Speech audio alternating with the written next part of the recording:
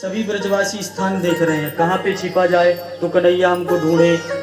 इतने में कंस का प्रेरित ही एक असुर अघासुर अजगर का भेष बना करके आया और ब्रजवासी जहाँ जा रहे थे उसी रास्ते में मुख को फाड़ करके श्वास को चढ़ा करके और बैठ गया। और जब मुख को फाड़ के रखा था तो ब्रजवासी जो हैं, ब्रजवासी वैसे भी बहुत भोले होते हैं। हाँ, इतना जरूर है, ऐसा कहना तो नहीं चाहिए, पर कन्हैया का संगत की इसलिए चोर भी होते हैं। बोलो राधे राधे राधे राधे। पर भोले भी बहुत होते हैं।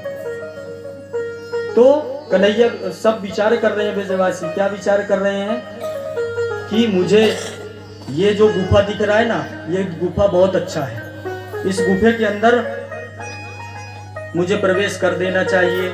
और सभी जितने भी ब्रजवासी थे सब उस गुफे के अंदर घुसने लगे। और जब गुफे के अंदर घुस रहे हैं तो अजगर का जो जीव था वो नीचे था। तो जब जीव पे पैर रख रख के ब्रजवासी अंदर घुसने लगे तो मन में विचार कर रहे हैं ये गुफा कोई हल्की फुल्की गुफा समझ में नहीं आ रही महाराज। इसके अंदर जो संत लोग रह रहे हैं ना, ज्यादा वीआईपी संत रह रहे हैं। देखो कितना सुंदर डल्लफ लगा के रखा है।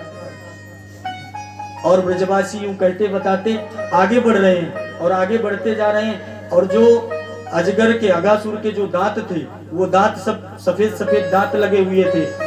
तो ब्रजवासी विचार कर रहे हैं, क्या कह रहे हैं कि अरे इन्होंने तो सुंदर सुंदर खूंटी भी लगा रखी है, कोई कुछ सामान लिया तो खूंटी पे टिका भी सकता है, बहुत अच्छी व्यवस्था कर रखी है, यहाँ पे कन्हैया नहीं पाएगा। चलो और अंदर जाने लगे। जब अंदर जाने लगे तो अघासुर को श्वास रोके हुए ज्यादा समय हो गया, तो उतना समय तक वो श्वास को नहीं रोक पाया। थोड़ा सा श्वास को बाहर निकालता है तो जहर जो था वो बाहर निकलता है, तो अजीब सी गंध आती है। तो ब्रजवासी क्या विचार करते हैं, अरे राम राम राम राम राम।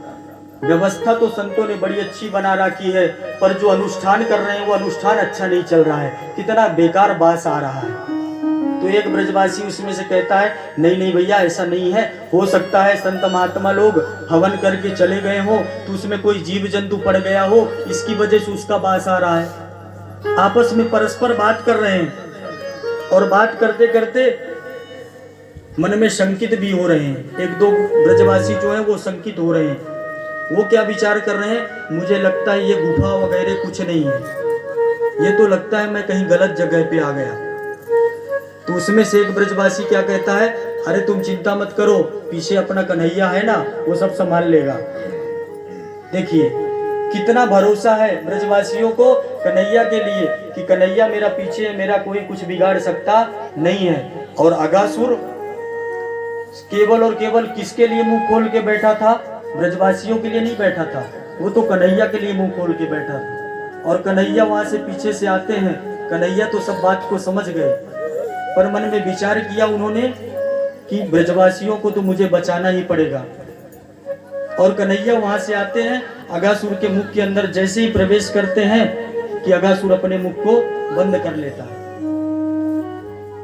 कन्हैया ने थोड़ा सा आगे जाकर के सभी ब्रजवासियों को इकट्ठा किया और इकट्ठा करके और वो उसके श्वास छिद्र में आकर के कन्हैया बैठ गए। और जब उसे श्वास लेने में तकलीफ होने लगी ना तो अघासुर छटपटाया, और जैसे ही छटपटाया तो उसने मुंह खोला तो भगवान मुंह से नहीं उसके श्वास छिद्र को ही फाड़ते हुए वहां से निकल आए और वही उसका उद्धार हो गया। बोलो गोविंदाय नमो नमः। अघासुर का भी कन्हैया ने उद्धार किया। और उद्धार करके सुखदेव जी कहते हैं, हाँ परीक्षित, ये सब जो लीलाएं चल रही है भगवान की, और इन लीलाओं को करते कराते में 1 वर्ष का समय व्यतीत हो गया। और 1 वर्ष के बाद सुने हैं वो सुखदेव जी परीक्षित को कहते हैं कि ग्वाल वाला सब गैया चराते चराते और पुनः अपने घाट पर नदी पर आते हैं और वहां आकर के और भोजन जो था सब घर से जब गाय चारण करने के लिए जाते थे ना तो भोजन लेके जाते थे। रास्ते में पता नहीं कब कैसे शाम हो जाए, कितना समय लगे आने में, तो वो भोजन को लेकर के जाते थे और वो भोजन को पेड़ में टिंगा देते थे और समय आने पर उस भोजन को लेकर के खाते थे। अब वो वहां से लौट करके आए हैं और आकर के और इधर सभी ब्रजवासियों के साथ में यमुना पिलिन पर पहुंच करके और बड़े प्रेम से भोजन कर रहे हैं। सभी सखाओं के बीच में